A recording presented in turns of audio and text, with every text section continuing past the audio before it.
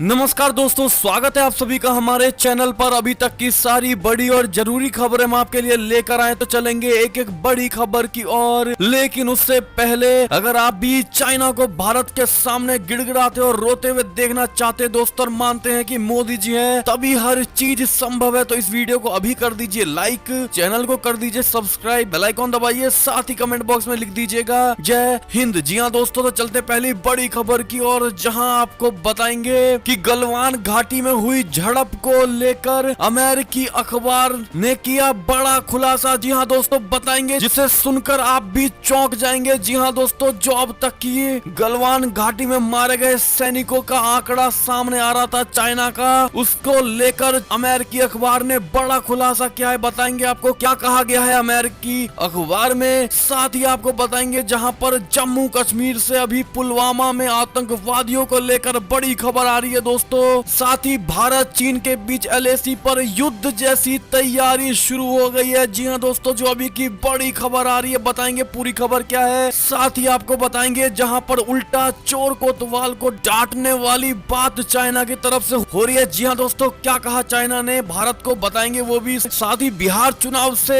जुड़ी बड़ी खबरें आ रही है दोस्तों, तो बने रहिएगा वीडियो के अंत तक पूरी खबरों को देखने के लिए। साथ ही अगर आपका भी इन बैंकों में अकाउंट है दोस्तों, तो 10 सितंबर को ही आप लोगों को बैंक से झटका मिला है। जी हां दोस्तों, जिनको नहीं पता, जानने के लिए बने रहिएगा हमारे साथ और इस वीडियो को पूरे भारत में शेयर करना बिल्कुल मत भूलेगा। तो दोस्तों, अब पहली बड़ी खबर में चलने से पहले आपको बता दें कि गृह मंत्री अमित शाह की तबीयत बिगड़ गई है दोस्तों, और देर रात उनको एम्स अस्पताल में भर्ती कर दिया गया है। जी हां दोस्तों, जो अभी की खबर आ रही है दोस्तों, आपको बता दें गृह मंत्री अमित शाह को एक बार फिर एम्स में भर्ती करा दिया गया है। सूत्रों से मिली जानकारी के मुताबिक उन्हें सांस लेने में तकलीफ हो रही थी, जिसके बाद शनिवार देर रात उन्हें अस्पताल लाया गया। हालांकि इस बारे में एम्स प्रशासन ने अभी पूरी आधिकारिक तौर पर पुष्टि नहीं की है, लेकिन जैसे ही कोई खबर आएगी हम आपको तुरंत बताएंगे इनसे जुड़ी। और दोस्तों, अगर आप अमित शाह जी के अच्छे हेल्थ की दिल से कामना करते हैं दोस्तों, तो कमेंट सेक्शन में उनके जल्द स्वस्थ होने के बारे में जरूर लिख दीजिएगा दोस्तों, ताकि वो हमारी खबरें देखे तो उनका मनोबल बढ़े और जल्द ठीक होकर के बाहर आए। तो लिखना मत भूलेगा। अब चलते पहली बड़ी खबर की और दोस्तों, जहां आपको बता दें कि गलवान में हुई झड़प में मारे गए थे 60 चीनी सैनिक। अमेरिकी अखबार ने किया ये बड़ा दावा। जी हां दोस्तों, लद्दाख के गलवान घाटी में भारत और चीनी सैनिकों के बीच झड़प को लेकर अमेरिकी अखबार न्यूज़वीक ने बड़ा खुलासा किया है। अखबार की रिपोर्ट के अनुसार लद्दाख में भारतीय सैनिकों के साथ 15 जून को हुई झड़प में चीन के 60 से ज्यादा सैनिक मारे गए थे। इसके साथ साथ अखबार में ये भी लिखा गया है कि ये घटना चीन के राष्ट्रपति शी जिनपिंग के इशारे पर हुई थी, जिसमें पीएलए पूरी तरह से नाकाम रही। अखबार ने लिखा है कि चीन के राष्ट्रपति बॉर्डर पर मिली नाकामी से उत्तेजित हैं और भारत के खिलाफ बड़े कदम उठा सकती है। दूसरी ओर भारत चीन को कोई मौका नहीं दे रहा है, चाहे वो गलवान घाटी की लड़ाई हो या फिर अब तक की जितनी भी नोक झोंक हुई है, उसमें भारत ने बिल्कुल भी चाइना को मौका नहीं दिया है आगे बढ़ने का। ये भी रिपोर्ट में कहा गया है दोस्तों। और बता दे रिपोर्ट में क्या कहा गया है, दरअसल दोनों पक्षों ने एक दूसरे पर दशकों पुराने नियम के उल्लंघन का आरोप लगाया है। रिपोर्ट में लिखा गया है कि भारत के सैनिक निर्भीकता के नएपन का प्रदर्शन कर रहे हैं। रिपोर्ट में कहा गया है कि ग्राउंड फोर्स के पास संघर्षरत परिस्थितियों में सफलता का ट्रैक रिकॉर्ड नहीं है। अमेरिकी अखबार ने लिखा है कि रूस ने मई में ही चीन की हरकतों के बारे में भारत को बता दिया था। अखबार ने रूस के अनुसार लिखा है कि चीन तिब्बत के इलाके में पहले से ही युद्धाभ्यास कर रहा था। अखबार ने लिखा है कि आबादी के हिसाब से दुनिया के 2 सबसे बड़े देशों में 45 साल में ये पहली झड़प थी। जी हाँ दोस्तों, ऐसे में अमेरिकी अखबार की तरफ से ये बड़ा खुलासा होता हुआ सामने आ रहा है दोस्तों। और ऐसे में जो अब तक खबरें आ रही थी कि चाइना के 40 सैनिक मरे हैं, लेकिन दोस्तों अमेरिकी अखबार के मुताबिक 60 सैनिक मारे गए हमारे भारतीय सैनिकों के द्वारा। ऐसे में दोस्तों आपकी क्या राय है और आपको क्या लगता था कि ये सच? ऐसे में दोस्तों आपको क्या लगता है, अपने भारतीय सैनिकों पर कितना गर्व है दोस्तों, आपको जरूर बताइएगा। जिस प्रकार से अमेरिकी अखबार ने भी कहा है कि भारतीय सैनिकों ने बिल्कुल भी मौका नहीं दिया है चाइना के सैनिकों को आगे आगे बढ़ने का। जी हाँ दोस्तों, और खदेड़ करके उन्हें पीछे कर दिया है। इस पर आपकी क्या प्रतिक्रिया होगी दोस्तों, जरूर बताइएगा। एक और खबर की माने तो जम्मू कश्मीर से बड़ी खबर आ रही है, जहां पुलवामा में आतंकवादियों ने किया सुरक्षा बलों की टीम पर हमला। सर्च ऑपरेशन जारी है। जी हाँ दोस्तों, जम्मू कश्मीर के पुलवामा में रविवार को आतंकवादियों ने सुरक्षा बलों की एक टीम पर हमला कर दिया। हमले में अब तक किसी तरह के नुकसान की कोई जानकारी नहीं मिली है। एक पुलिस अधिकारी ने बताया कि रविवार शाम 5:45 यानी 5:45 बजे आतंकवादियों ने पुलवामा के परी गांव में सेना की राष्ट्रीय राइफल्स की एक पार्टी पर गोलीबारी कर दी। उन्होंने बताया कि सेना ने भी जवाबी कार्यवाही की, जिसके चलते आतंकवादियों को पीछे हटना पड़ा। ऐसे में दोस्तों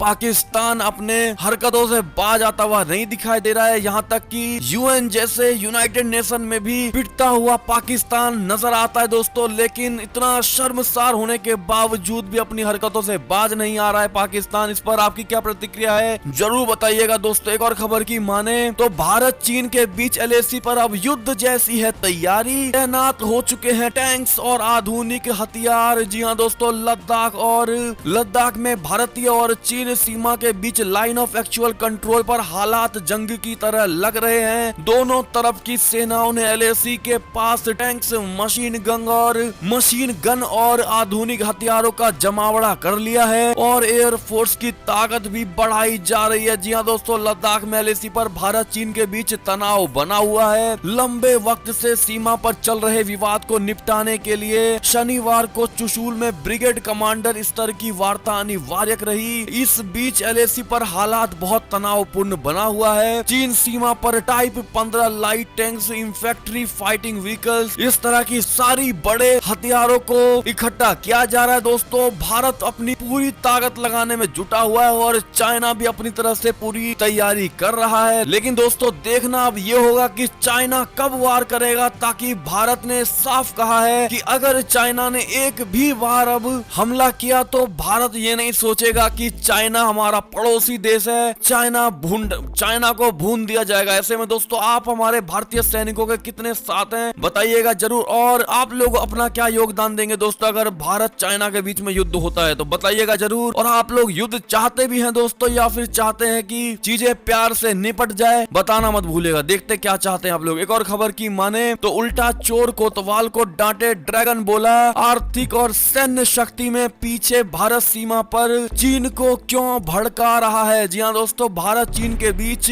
पूर्वी लद्दाख में वास्तविक नियंत्रण रेखा यानी एलएसी पर महीनों से गतिरोध जिस प्रकार से जारी है, चीनी सेना लगातार उकसावेपूर्ण हरकत कर रही है, जिसका भारतीय जवान मुंह तोड़ जवाब दे रहा है। ये पूरी दुनिया को मालूम है कि जिनपिंग की सेना भारतीय जवानों को उकसाने का काम कर रही है, लेकिन चीन है जो उल्टा चोर कोतवाल को डांटे वाली हरकत कर रहा है। चीनी सरकार के मुखपत्र ग्लोबल टाइम्स ने एक लेख में उल्टा भारत पर ही सीमा पर उकसाने का आरोप लगाया है। इसके साथ ही चीन को भारत और अमेरिका की गाढ़ी दोस्ती भी रास नहीं आ रही है। ऐसे में दोस्तों आपकी क्या प्रतिक्रिया है और इस उल्टा चोर कोतवाल को डांटे वाले बयान को लेकर आप चाइना पर किस प्रकार से पलटवार करना चाहेंगे दोस्तों, जरूर लिखकर बताइएगा। देखते हैं क्या लिखते हैं आप लोग। एक और खबर की माने तो पूर्व केंद्रीय मंत्री रघुवंश प्रसाद सिंह का निधन, राष्ट्रपति और प्रधानमंत्री ने भी जताया शोक। जी हाँ दोस्तों, साथ ही आपको बता दें जहां पर रघुवंश बाबू के पार्थिव शरीर को श्रद्धांजलि देने पहुंचे आरजेडी कार्यकर्ताओं को घर वालों ने रोक दिया है। जी हाँ दोस्तों, बड़ी खबर आ रही है। ये भी बता दें आपको, पूर्व केंद्रीय मंत्री रघुवंश प्रसाद सिंह का पार्थिव शरीर रविवार शाम पटना एयरपोर्ट पहुंचा। एयरपोर्ट पर रघुवंश प्रसाद के परिजन पहले से मौजूद थे। एयरपोर्ट पर राष्ट्रीय जनता दल के नेता भी पहुंचे हुए थे, लेकिन रघुवंश प्रसाद सिंह के परिजनों ने उन्हें श्रद्धांजलि देने से रोक दिया। रघुवंश प्रसाद सिंह का पार्थिव शरीर रविवार शाम 4 बजे एम्स से नई दिल्ली एयरपोर्ट पर लाया गया। यहां से शाम 5:30 बजे इंडिगो की फ्लाइट से पटना लाया गया दोस्तों। लेकिन जो बड़ी बात यह है कि आरजेडी के सभी नेताओं को, आरजेडी के सभी कार्यकर्ताओं को रघुवंश प्रसाद के परिजनों ने श्रद्धांजलि देने से मना कर दिया, रोक दिया गया है। इस पर आपकी क्या राय है दोस्तों, जरूर बताइएगा। क्या उनके परिजनों ने ये सही कदम उठाया दोस्तों, हाँ या ना, जरूर बताइएगा। क्योंकि जाते जाते रघुवंश प्रसाद आरजेडी के बारे में सच्ची बात बोलकर गए थे दोस्तों, और वो वो आरजेडी से पूरी तरह से हट गए थे। ऐसे में आपकी क्या प्रतिक्रिया होगी जरूर बताइएगा। और अगर आप भी उनको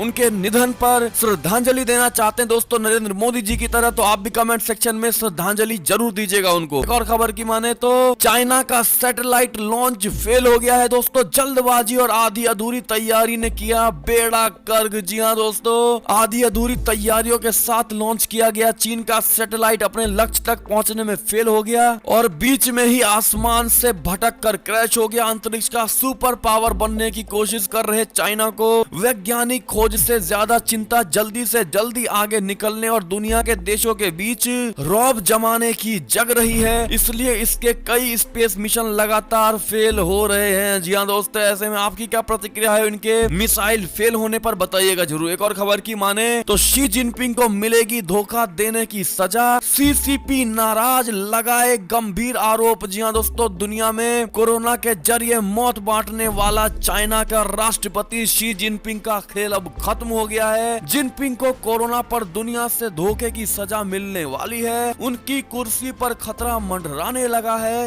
ब्रिटिश न्यूज़पेपर एक्सप्रेस का कहना है कि शी जिनपिंग को अपनी कुर्सी छोड़नी पड़ सकती है। कम्युनिस्ट पार्टी पर बहुत दबाव है क्योंकि उन्होंने कोरोना को ढंग से मैनेज नहीं किया। चीन से कोरोना का सच पूरी दुनिया से छुपाया था। पिछले साल सितंबर से ही कोरोना फैलना शुरू हो गया था। ऐसे में दोस्तों, आप में से कितने ऐसे लोग हैं जो ये चाहते हैं कि शी जिनपिंग की कुर्सी जानी चाहिए, बताइएगा जरूर दोस्तों। एक और खबर की ओर चलें तो उत्तर प्रदेश में नई फोर्स का गठन कर दिया गया है जिसमें बिना वारंट कर सकती है गिरफ्तार और ले सकती है आप लोगों की तलाशी। जी हाँ दोस्तों, एक और खबर की माने तो आरजेडी के पोस्टर से गायब हुए लालू प्रसाद, तेजस्वी की तस्वीर के साथ लिखा नई सोच नया बिहार। बता दे आपको कि आरजेडी कार्यालय के बाहर लगा पोस्टर और होर्डिंग चर्चा में आ गया है। वजह यह है कि पोस्टर में आरजेडी प्रमुख लालू प्रसाद का ना होना। इस पोस्टर में केवल तेजस्वी यादव की ही तस्वीर लगी है। तेजस्वी की तस्वीर के साथ लिखा हुआ है नई सोच नया बिहार, युवा सरकार अब की बार। ऐसे में दोस्तों, जो राजनीति करने के लिए और सिर्फ राजनीति में अपने पिता की वजह से आने पर भी अपने पिता को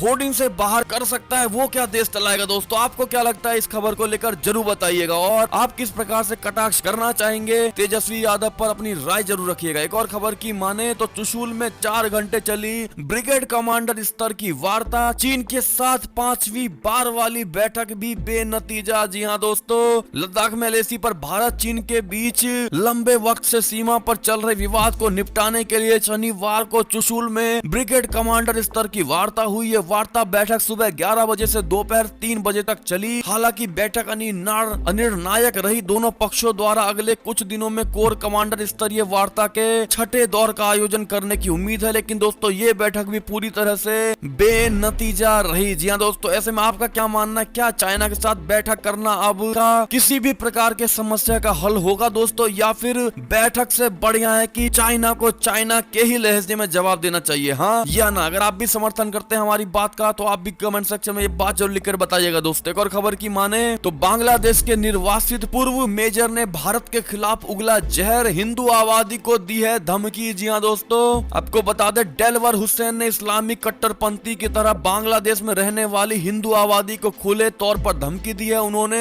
मुस्लिम युवाओं को और अधिक रोजगार के अवसर प्रदान करने के लिए बांग्लादेश की धरती से 15 से 20 लाख हिंदुओं को उखाड़ फेंकने का आह्वान किया है। अल्लाह के नाम पर शपथ लेते हुए उन्होंने कहा है कि देश से लक्षित लोगों को बेदखल किए जाने के बाद 15 से 20 लाख नौकरी खाली हो जाएंगी। जी हाँ दोस्तों, इस प्रकार के हिंदुओं के खिलाफ हुसैन के भाषण को लेकर आप क्या कहना चाहेंगे दोस्तों, जरूर बताइएगा। और आप किस प्रकार से जवाब देना चाहेंगे इस डेलवर हुसैन को, लिखकर जरूर बताइएगा दोस्तों, अगर आप भी एक हिंदू आबादी हैं तो। एक और खबर की माने तो सीएम शिवराज का कमलनाथ पर तंज, कहा तेरी प्यारी प्यारी सूरत को किसी की नजर ना लगे। जी हाँ दोस्तों, बता दें मध्य प्रदेश के मुख्यमंत्री शिवराज सिंह चौहान कांग्रेस नेता और राज्य के पूर्व मुख्यमंत्री कमलनाथ पर निशाना साधने का कोई मौका नहीं छोड़ रहे हैं। रविवार को भिंड में मौजूद चौहान ने कहा कि उन्होंने भ्रष्टाचार के नए रिकॉर्ड बनाए हैं, राज्य के बजट से पैसा निकाला है, वो पैसा अपनी जेब में डाला जो विकास के लिए था। मुख्यमंत्री चौहान ने कहा हमने कई बार कहा कि कमलनाथ जी कभी बाहर निकलो, जनता कष्ट में है, बाढ़ आ गई, सूखा पड़ गया,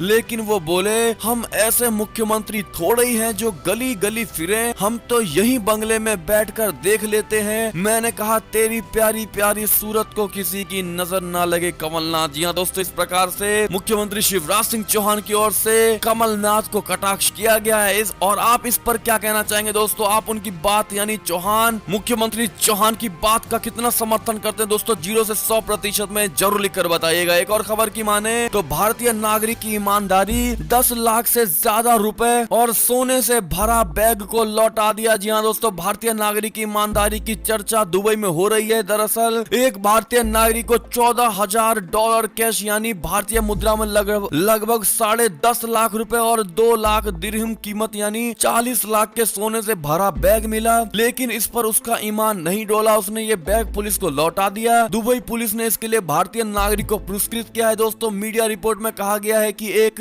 जिम्मेदार नागरिक की भूमिका अदा करते हुए भारतीय ने बैग वापस कर दिया है। जी हाँ दोस्तों, ऐसे में आप अपने भारतीय नागरिक का जो अन्य देश में भी जाकर के नाम कमा रहे हैं दोस्तों और भारत का नाम सिरे से ऊंचा कर रहे हैं, तो ऐसे में आप क्या कहना चाहेंगे अपने इन भारतीय नागरिकों को और धन्यवाद देना चाहेंगे दोस्तों? तो कमेंट सेक्शन में इनको धन्यवाद जरूर दीजिएगा ताकि इनका और मनोबल बढ़े दोस्तों और नाम कमाए और भारत का नाम ऊंचा करे। एक और खबर की माने तो कोरोना की चुनौती के बीच आज से शुरू होगा मॉनसून सत्र। इन 11 विधेयकों को पेश करने की है तैयारी। जी हाँ दोस्तों, आपको बता दें कि संसद में सभी सांसदों को सुरक्षा के लिहाज से अलग अलग 4 स्थानों पर बिठाया जाएगा, लेकिन ये तय है कि राजनीतिक गर्मी रहेगी। विपक्ष चीन के साथ LAC पर चल रहे विवाद, अर्थव्यवस्था और कोरोना संकट जैसे मुद्दों को लेकर सरकार को घेरने की तैयारी में है। सरकार ने 11 विधेयक पेश करने की तैयारी की है और विपक्ष का साफ कर दिया है कि वो कम से कम 4 विधेयकों का विरोध करेगा। एक और खबर की माने तो अगले साल की शुरुआत में आ सकती है कोरोना वैक्सीन।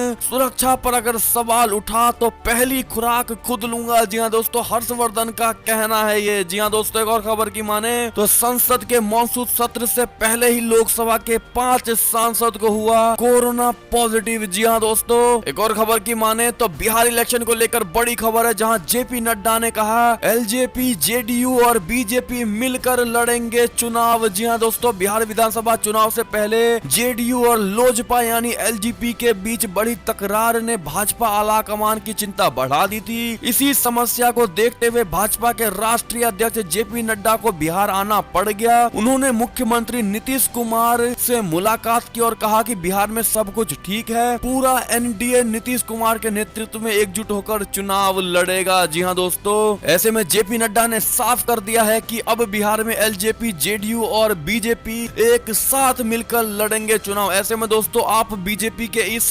गठबंधन का कितना समर्थन करते दोस्तों? क्या आपको नहीं लगता कि BJP को अकेले लड़ना चाहिए था या फिर इन दोनों के साथ मिलकर भी BJP ने सही कदम उठाया है? आपकी जो भी राय है बिहार चुनाव पर BJP सरकार को लेकर जरूर बताइएगा दोस्तों। एक और खबर की माने तो महाराष्ट्र के राज्यपाल से मुलाकात कर बोली कंगना रनौत, कहा राजनीति से मेरा कोई भी लेना देना नहीं, लेकिन उम्मीद है कि मिलेगा न्याय। जी हाँ दोस्तों, आपको क्या लगता है न्याय मिल पाएगा दोस्तों? हाँ या ना जरूर बताइएगा। एक और खबर की माने तो विधानसभा चुनाव से पहले प्रधानमंत्री मोदी ने बिहार को दी है बड़ी सौगात। प्रधानमंत्री नरेंद्र मोदी ने रविवार को वीडियो कॉन्फ्रेंसिंग के जरिए बिहार में LPG पाइपलाइन परियोजना के 1 खंड और 2 बॉटलिंग संयंत्रों का उद्घाटन किया। इन परियोजनाओं में पारादीप हल्दिया दुर्गापुर पाइपलाइन परियोजना का दुर्गापुर बांका खंड और बांका और चंपारण जिले में 2 LGP बॉटलिंग संयंत्र शामिल है। ऐसे में दोस्तों, प्रधानमंत्री मोदी की तरफ से जो ये बिहार को दी गई है बड़ी सौगात, इसको लेकर अगर आप खुश हैं तो जरूर बताइएगा। एक और खबर की माने तो ऑक्सफोर्ड की कोरोना वायरस वैक्सीन का ट्रायल फिर से शुरू, ब्रिटेन ने दी इसको लेकर हरी झंडी। जी हाँ दोस्तों, एक और खबर की माने तो 10 सितंबर को ही SBI ने ग्राहकों को दिया ये झटका। ये हुआ है बदलाव। बता दें आपको, देश के सबसे बड़े सरकारी बैंक भारतीय स्टेट बैंक ने अपने ग्राहकों को झटका दिया है। बैंक ने फिक्स्ड डिपॉजिट पर यानी FD पर ब्याज दरों को घटा दी है दोस्तों। इससे पहले SBI ने 27 मई को FD पर ब्याज दरों में बदलाव किया था। अगर आप SBI में फिक्स डिपॉजिट करने की सोच रहे हैं तो फिर नए रेट के बारे में जरूर जान ले। जी हाँ दोस्तों, ऐसे में आप में से कितने से लोग हैं जो लोग FD कराना चाह रहे हैं, बताइएगा जरूर। एक और खबर की माने तो दिल्ली मेट्रो से ये बड़ी खबर आ रही दोस्तों, जहां फेज 4 के स्टेशनों में खास इंतजाम किया गया है, मोबाइल से भी आप अब कर सकेंगे सफर। जी हाँ दोस्तों, और ये थी अब तक की सारी बड़ी खबरें। आपको हमारी खबरें कैसी लगी? आशा करता हूँ अच्छी लगी होगी दोस्तों। अगर जरा भी अच्छी लगी है तो इस वीडियो को अभी अपने भाई बंधुओं में, व्हाट्सएप, फेसबुक, पूरे भारत में शेयर करना बिल्कुल मत भूलेगा। और अभी कर दीजिए इस वीडियो को लाइक।